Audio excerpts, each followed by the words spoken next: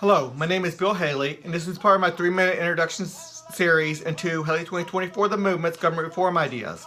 This one's going to be on the constitutional amendment creating this full system. If you looked at any of my videos, you're going to say, well, you can't do that. It's unconstitutional. That Constitution does not allow that.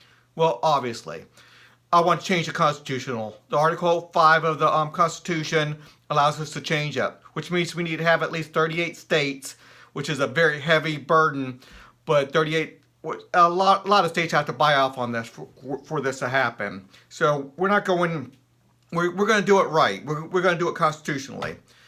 Anyway, to get this structure where we split government power into 30 sectors, if you haven't seen that video, look at that, but hopefully you can see the screen a little bit on this.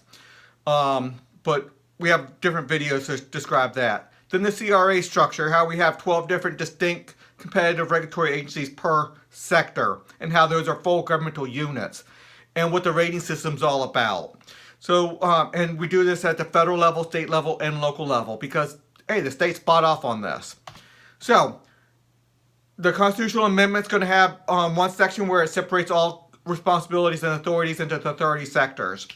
It's going to have a supermajority to go up to the representative level, and it talks about that and how we address when it really needs to have it, and we don't have the 55 or the 70%, but things need to really be done. It addresses that. The parent sector board, it addresses that. I'm not sure if I talked a lot about it, but I don't have time right now to get into that. But it's the most representative body we can find, and it will have a little bit of power.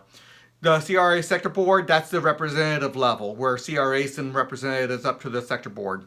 Competitive regulatory agencies, that's the main unit. That's where you're going to get representation. That's where you're going to get regulations. That's where you're going to get governance. That's where 75 to 80, maybe even 90% of governance happens. Then at the representative level, only when totally necessary. It's going to explain the full rating system. It creates that and puts the rules for that. The constitutional rules for that. Taxation, it addresses that. We take it from about 38 to 40% of GDP currently down to about 10%, depending on how you want to define it. It's going to list all 30 sectors, and every sector is going to be a little bit different, but not too much different. They're still working within the same structure. It's going to define pockets of freedom. Look at that video. It's going to discuss how we're going to deal with debt. Look at that part of it. It's going to discuss how if a state wants to accept only partial acceptance into this system, they can. They have to accept the 5 foreign policy protection systems, but then they can pick and choose on the other ones.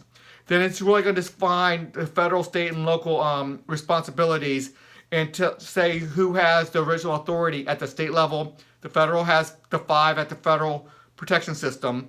The 25 has the original authority at the state level. Local governments get what the states give them.